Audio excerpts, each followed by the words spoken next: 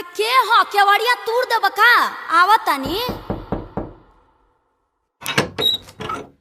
ओ अरे तू आ गइल हो, तू तो खेते न गइल रहला। का भइल कि तने खेते गइल रही तुहार याद पड़ गइल हो तो सोचनी है कि तार मुहवा देख के को मिठिया लेके चल जाई। देखो भगवा की नहीं यहाँ से जा होने, भोरही डरामा कइले बड़ा, जा नहा धोआ, पूरे देह महकता। वो सब छोड़ो तो नहीं आवा ना। अरे अरे आदिशक्ति काहे छोटा जैसन सटता रहतय राजा जी, काहे छोटा जैसन सटता रहतय राजा जी। नाही हम पूरी हई नाही जिलेबी हो, नाही हई छेना के मिठाइया राजा जी। काहे छोटा जैसन सटता रहतय राजा जी, काहे छोटा जैसन सटता रह।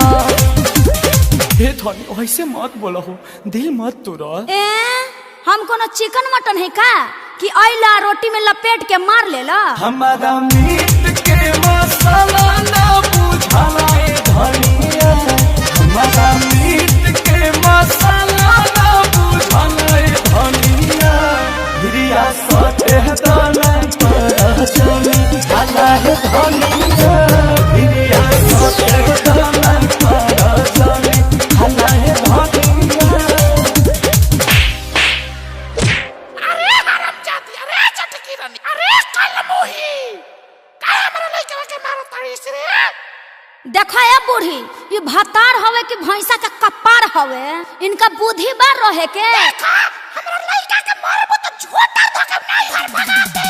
मरनी त मरनी ससुराउर का बिगरनी सुधरतानी, मरनी त मरनी ससुराउर का बिगरनी सुधरतानी।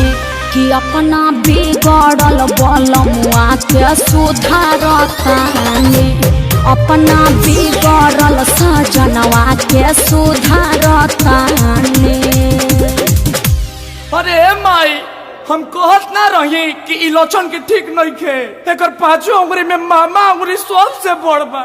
ते ना मनले, ते दहेज के पीछे आके हमर जिंदगी बर्बाद कर देले। अरे का करे रे बाबू, हम जाना थोड़ा रही।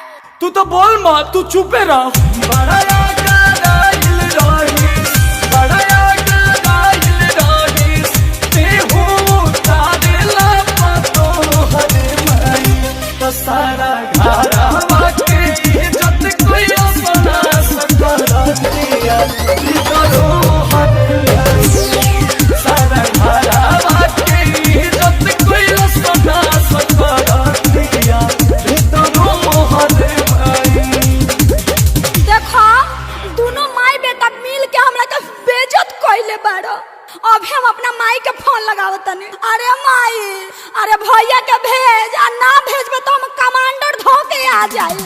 ओ बना हे ससुराया ये बनई हर गइला के बाद रे।